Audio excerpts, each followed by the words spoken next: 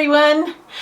Well, it's the week of Christmas, which is happening this weekend, and I'm taking some time up in the sewing room in between all the activities. And I know a lot of you don't have any stitching time at this time of year, but I try to give myself a little bit of time to keep my sanity, is basically what it is. And I am also daydreaming while I'm up here about 2017, what my goals are. So what I did in between running around errands and all the festive activities is I decided to put together my Buttermilk Basin free block of the month for 2016. This is a fabulous program that Stacy West puts on, where if you go on her Buttermilk Basin site, she will publish a block by the 15th of each month, and you have about a month to get it done before the next block is published.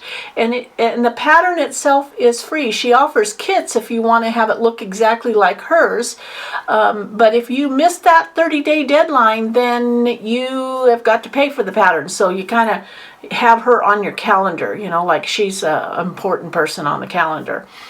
And I heard directly from the thread spool's mouth, should I say? I don't want to say horse's mouth, but from the sheep's mouth, that she's doing another one starting in 2017. And I was not going to do another one.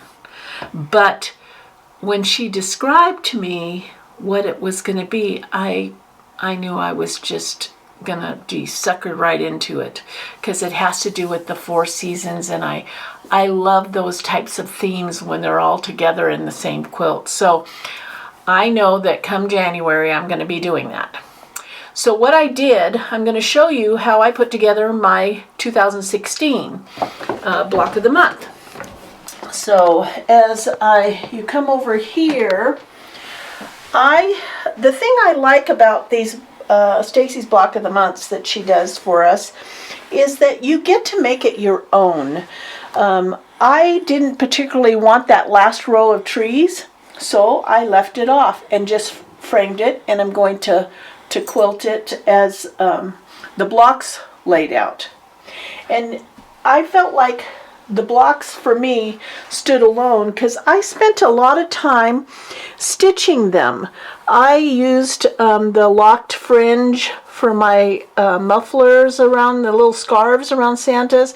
I used a bullion stitch here. I used also the bullion stitch on the pine cone to give it dimension.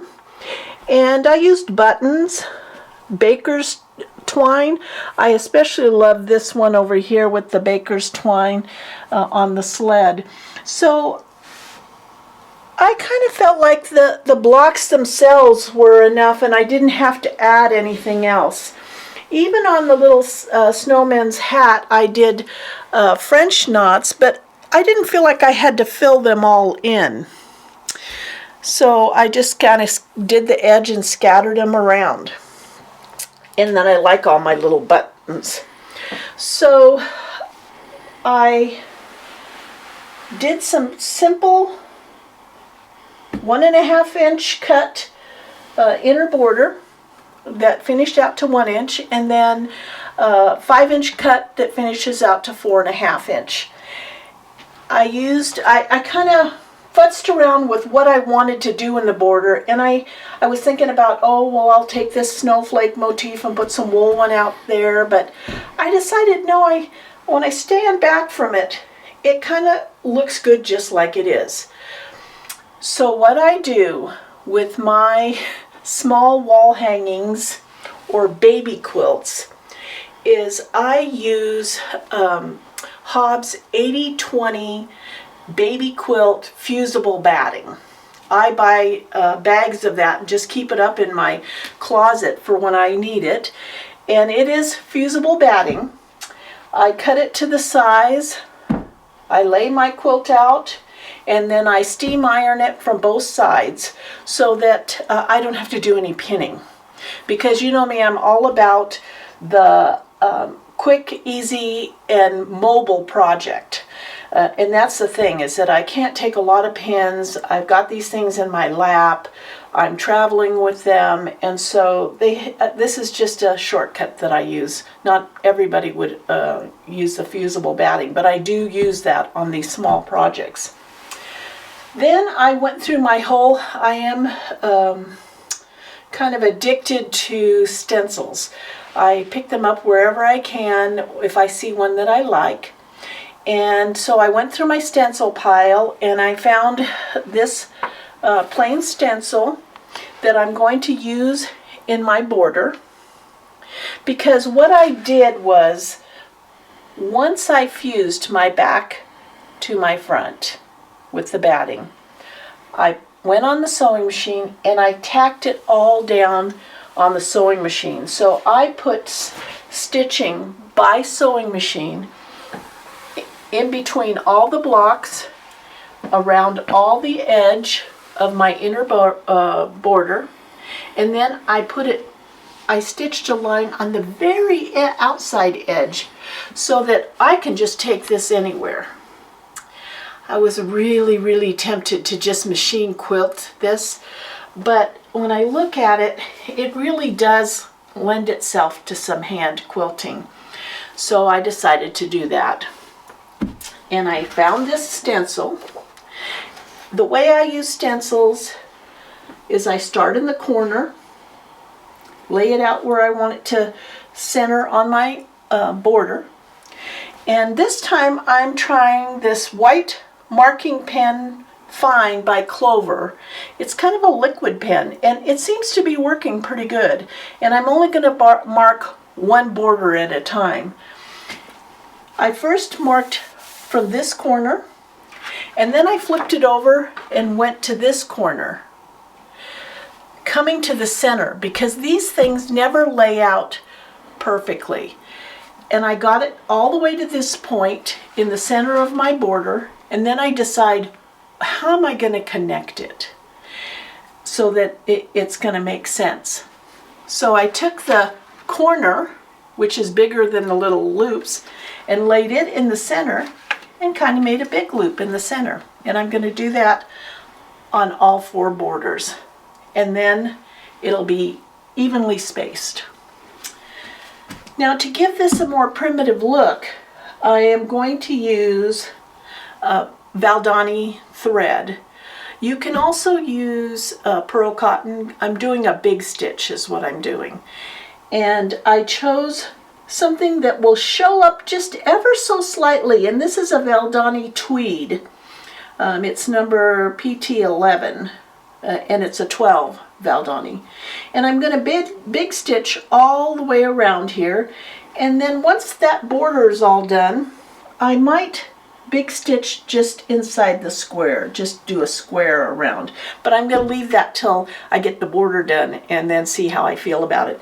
It's not going to shift because it's all tacked down by sewing machine, and it's going to work great. Now, the way I hide the thread is I knotted my thread.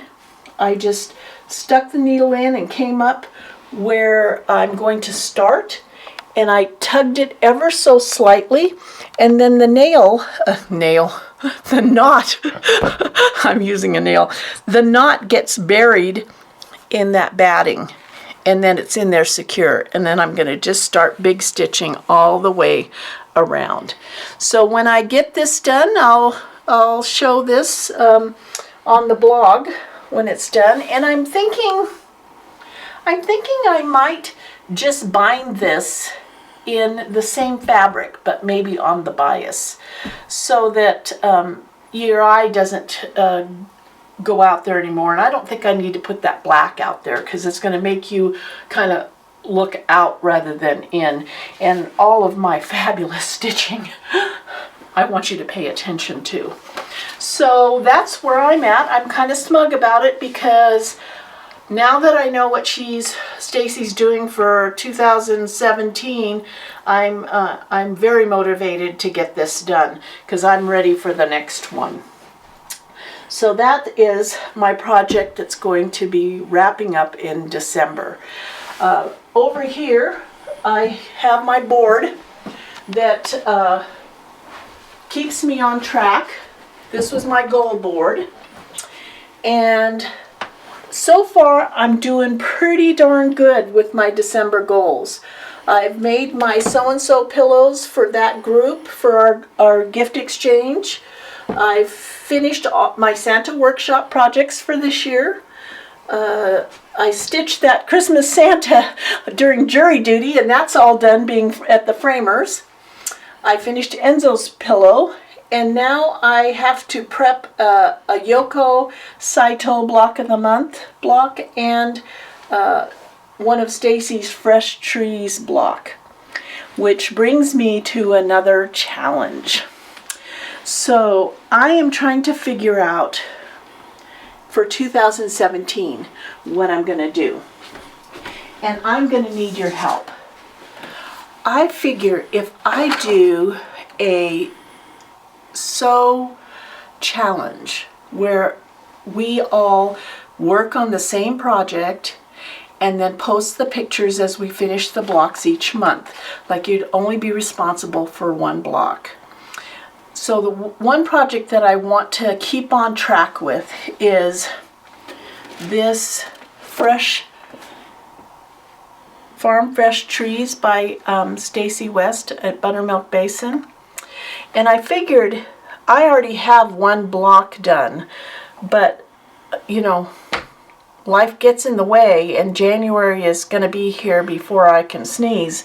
So I'm figuring if anybody else wants to stitch along with me and send their picture to the Woolly blog, then I will post on the 15th of each month a completed block. Everyone's completed block, and we'll keep each other on task. So anyone that wants to do that with me, just get the pattern, get your supplies, and start stitching. And the first block will be the one that's right behind the camera, and it's called Farm Fresh Trees. That's block number 1. So that is the only one that I have finished now, so you're not far behind. So if you grab this project, we can do it together. The other project that I want to get done early on this year is another Buttermilk Basin, because I've wanted to get it done for 2 years, and that's the Thanksgiving wall hanging. I don't really have anything for Thanksgiving to put up. You know, it's kind of like I go from fall straight to Christmas and skip Thanksgiving, and I have so much to be grateful for. So I am going to start this in January. If you'd like to stitch along, you can get this pattern on the Buttermilk Basin site and stitch along with me, and I'll post those blocks. And this one will be shorter because it's only got 4 real blocks, but some of these will take a couple of months because there's a lot of stitching to them. So if you like to do this, check out on the woolymammoth.blogspot.com, because I will be announcing that on there, and that's where I'll be posting the pictures. So that's where I am so far.